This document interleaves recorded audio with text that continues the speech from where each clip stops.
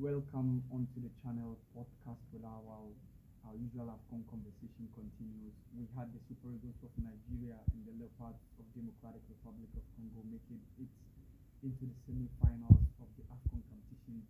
We had one of the best games when the Super Eagles of Nigeria defeated the Palancas Negras of Angola. A lot of people thought that Angola has been one of the surprise packages in this competition, topping a group that had the likes of Algeria, the likes of Burkina Faso and Mauritania.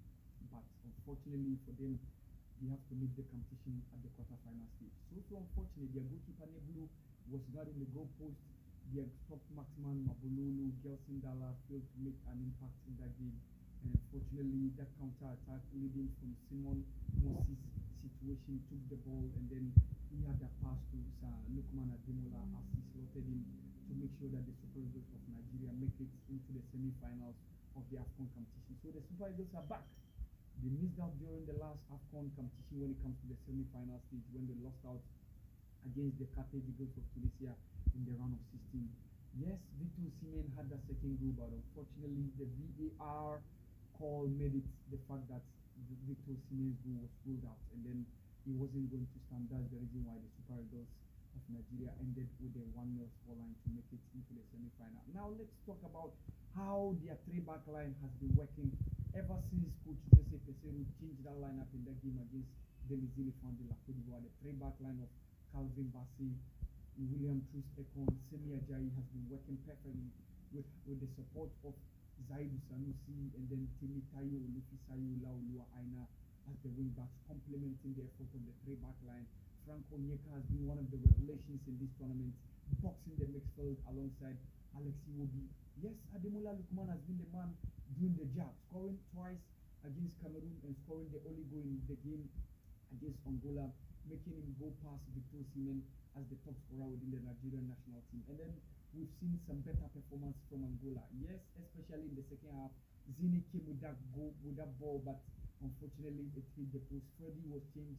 Mabululu and all the other guys, Gelson Dalla, were later on substituted. But unfortunately for the Angolans, the Palancas Negras of Angola, their tournament have to stay at the quarterfinals where they lost off against the Super Eagles of Nigeria. And the other game, we had the Democratic Republic of Congo also making it into the semi-finals. For me, one of the revelations for the DR Congo side in this tournament has been Theo Bongonda, the Tengesi.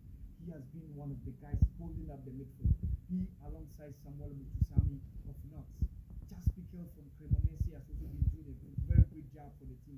Yesterday we didn't see Batubi Sika due to 2 yellow cards that he had in the last game against Egypt. But Enoch Inonga and then Chancel Mbemba Mangulu made sure they did a very great job at the back line, ensuring that the Democratic Republic of Congo team defeated Guinea by 3-1, despite the fact that they conceded the first goal courtesy a penalty from Mohamed Bayo, but they were able to come back strongly. Chancel Mbemba Mangulu equalized.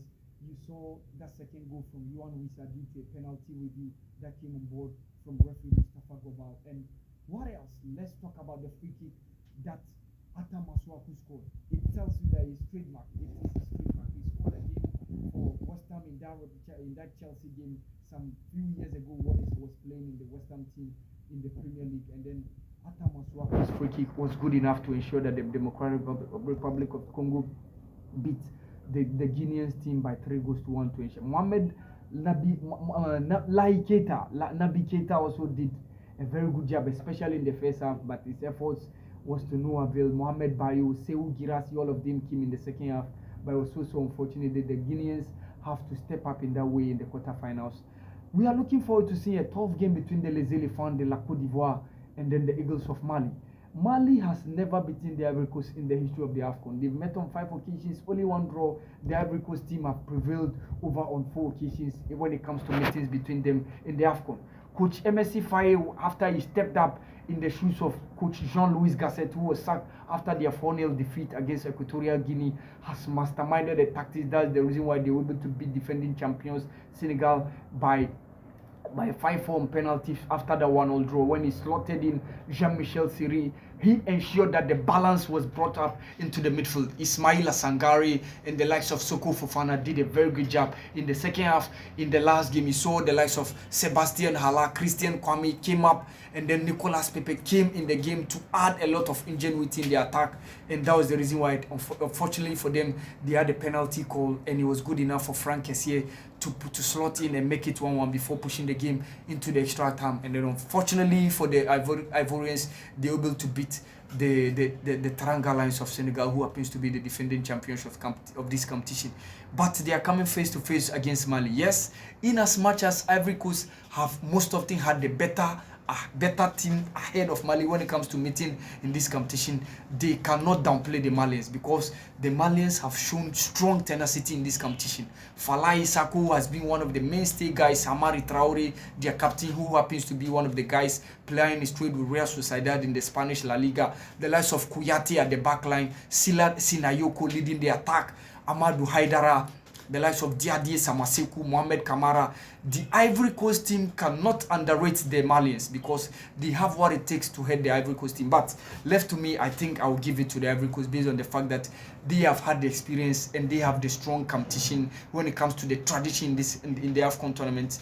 In as much as Mali has what it takes to beat the Ivory Coast, based on what their meeting show, 4 victories for Ivory Coast and only a draw, this point to the fact that the Ivory Coast will be the better side, or I will tip the Ivory Coast to be ahead of Mali when it comes to getting the ticket into the semi-final, as the quarter-final lose in between the two sides. The other game is going to be between Cape Verde and South Africa. Cape Verde has been one of the surprise packages in this competition.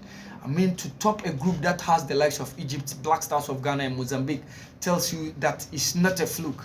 Coach Bubista has made sure he has done a very good job with the Cape Verdean national team. Check a look at the performance goalkeeper Vozina has been displaying in the competition. The likes of Deroy Duarte, their captain Ryan Mendes, Bebe Affront has also been one of the main guys up front for the Cape Verdean team. Jamiro Montero also made sure his presence at the midfield is experienced. For South Africa, they will be leaving no stone unturned. They defeated Morocco by shocking everyone in this competition, based on the fact that Morocco gave the world a very good performance during the Qatar 2022 World Cup by becoming the first African team to reach the semi-finals.